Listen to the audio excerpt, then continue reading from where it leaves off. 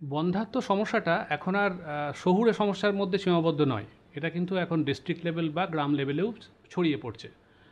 Fortunately আমি সঙ্গে যার সঙ্গে রয়েছি ডক্টর এস জানা, উনি কৃষ্ণনগরে প্র্যাকটিস করেন, এবং শুধু কৃষ্ণনগর বললে ভুল হবে, এন্টায়ার আমাদের সাউথ বেঙ্গল বা নর্থ বেঙ্গলের একজন স্বনামধন্য চিকিৎসক।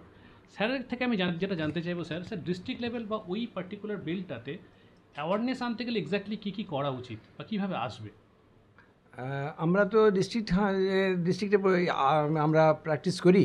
দেখা যাচ্ছে যে এখন যত দিন যাচ্ছে ততই কিন্তু আমরা ইনফার্টিলিটি, ধরুন আমার চেম্বারে যদি 30খানা পেশেন্ট থাকে, সেখানে 15খানা পেশেন্ট কিন্তু ইনফার্টিলিটি পেশেন্ট। সুতরাং আমি বলবো যে এই বন্ধ্যাত্ব মায়েরা যারা বন্ধ্যাত্বতায় ভুগছেন, তাদের এমন কোনো গাইনোকোলজিস্টের কাছে যাওয়া যারা মানে প্রকৃতপক্ষে ইনফার্টিলিটি প্র্যাকটিস করে। বেশিরভাগই কাপলরা অনেক দিন ধরে ওরা বিভিন্ন গাইনোকোলজিস্টের কাছে যায় যারা ইনফার্টিলিটি প্র্যাকটিস করে না।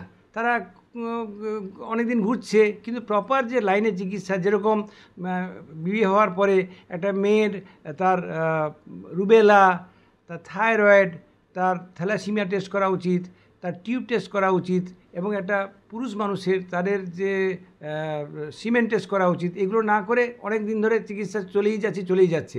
এটা প্র্যাকটিক্যালি এটা কিন্তু এই করতে করতে ওদের অনেক সময় চলে যায়।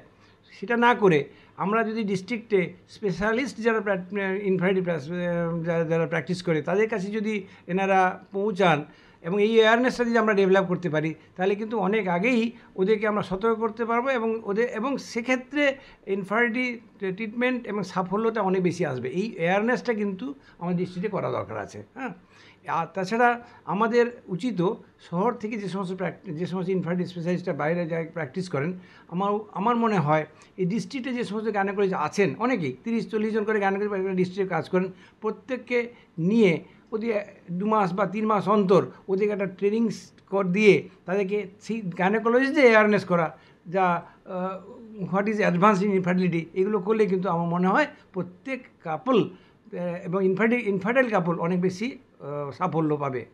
এটাই আমার বক্তব্য। Thank you sir, thank you so much.